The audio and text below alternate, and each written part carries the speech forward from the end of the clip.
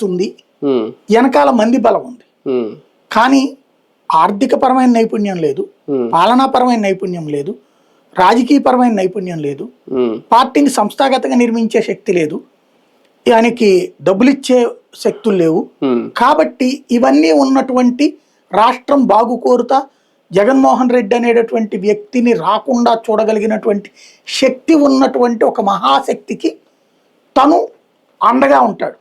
అంటే రాముడు లాంటి బాబుకి ఆంజనేయుడు లాంటి పవన్ కళ్యాణ్ తోడు నిలబడతాడు అనేటటువంటి ఫీలింగ్ తన క్యాడర్కి చూపెడుతుంటాడు ఆయన. ఆ చెప్పే క్రమంలో బోళాగా మాట్లాడుతుంటారు ఆయన.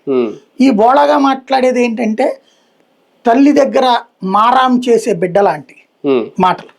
తల్లి దగ్గర తండ్రి దగ్గర మారాం చేసి నువ్వు సరిగ్గా చదవలేదురా అంటే గనక నువ్వు నాకు సరిగ్గా స్కూల్కి వెళ్ళేటప్పుడు భోజనం పెట్టావా, టైంకి టిఫిన్ పెట్టావా, నువ్వు బట్టలు సరైన ఇచ్చావా, నువ్వు ఆ ఇచ్చిన పుస్తకం 2 కొనమంటే నువ్వు ఒకటే కొన్నావు, స్కూల్లో నేను అందరి ముందు అవమానపడ్డాను, మరి అప్పుడు ఎట్ట చదవగలుగుతాను, నాకు ఒత్తిడి రాదా అని తప్పిన పిల్లాడు లేదా ఆశించిన మార్కులు రాని పిల్లాడు మారాం చేస్తాడు.